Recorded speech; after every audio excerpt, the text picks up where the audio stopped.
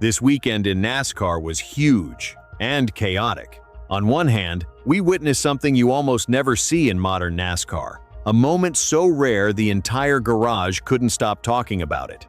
But on the other hand, radios were blazing, drivers were frustrated, and fans online were already tossing around words nobody wants to hear in this sport.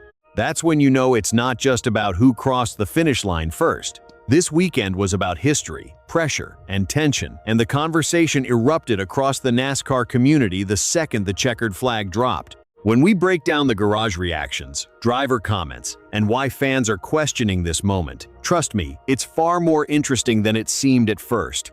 But before we jump in, if you're a real NASCAR fan like me, smash that like button and subscribe. This is NASCAR Insider Hub, a brand new channel where we're building a community of fans who actually care about what's happening on the track.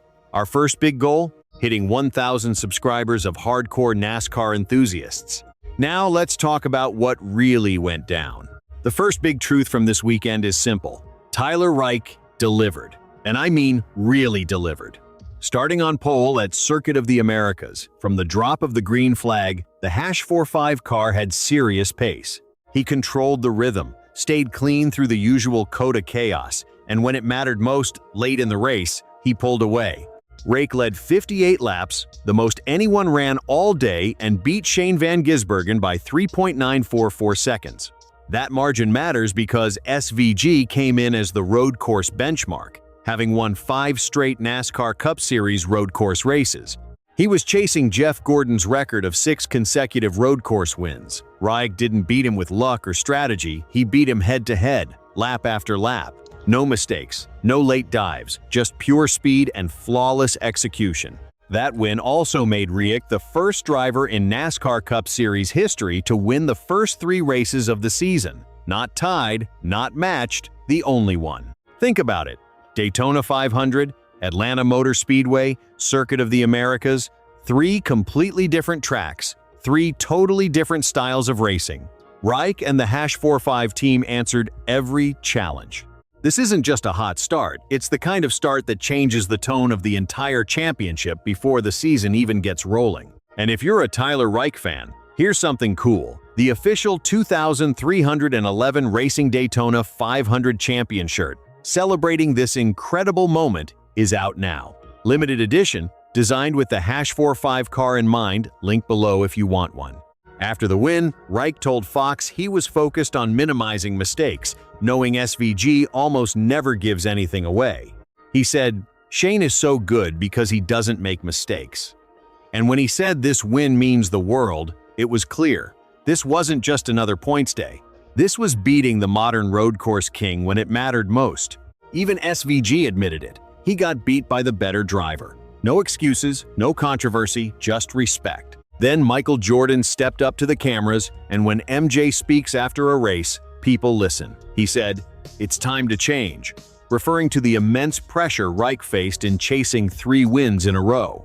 That phrase, "time to change," has fans replaying it, because it sounded like MJ believes 2311 racing is shifting the power in NASCAR. He credited Denny Hamlin for spotting Reddick, and crew chief Billy Scott for assembling the team. MJ joked his own role was mostly writing the checks, but when Michael Jordan says it, the moment gets massive. Finally, there was an emotional reaction from Kurt Busch. Kurt isn't just any former driver. He drove the #45 car for 2311 racing before his career-ending injury. Watching Reddick pull off this historic win hit him deeply. He congratulated the team, shouted out Hamlin, Jordan, Scott, and the entire organization, and said starting the season with 3 wins is history. You could feel the pride in every word. People who watched 2311 grow from the beginning know just how far this team has come. What went down this weekend in NASCAR? Honestly, it felt massive and chaotic at the same time. On one hand, we witnessed something that almost never happens in modern NASCAR, a moment so rare the entire garage couldn't stop talking about it. But on the other hand, radios were lit up, drivers were frustrated, and by the end of the weekend, fans online were tossing around words no one wants to hear in this sport. When that happens, you know a race weekend is bigger than just who crosses the finish line first. This wasn't about the checkered flag, it was about history, pressure, and frustration exploding across the NASCAR community the moment the race ended.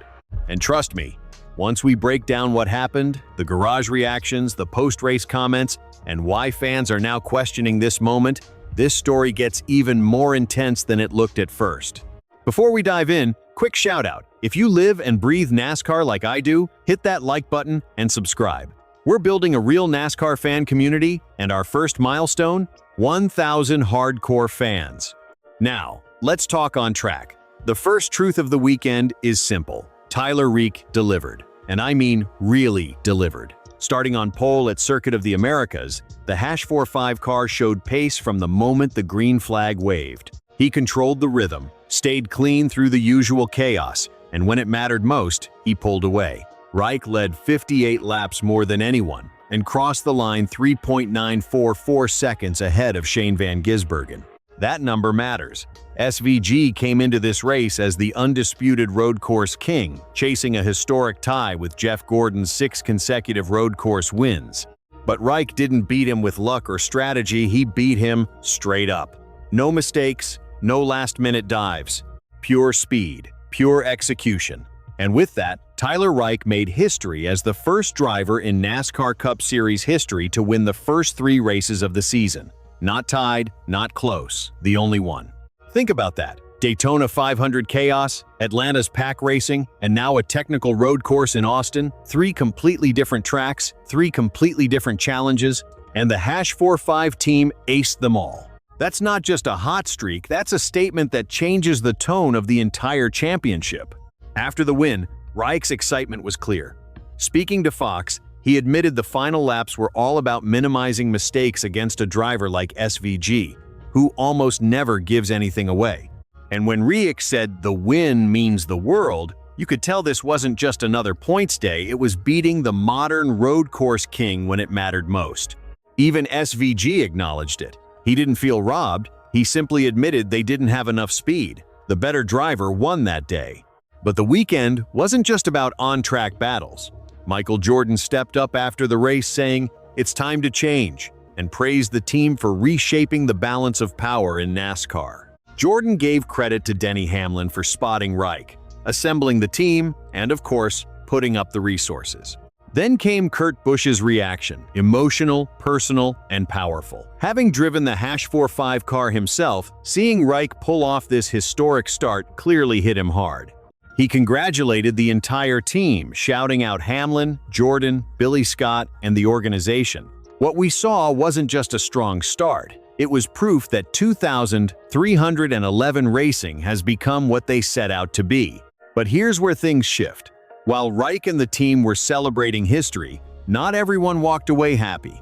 Connor Zilisch finished 14th, but in his eyes, he drove one of the best races of his life. He cited incidents with Daniel Suarez and others that derailed his effort, leaving him frustrated even though his performance was top tier.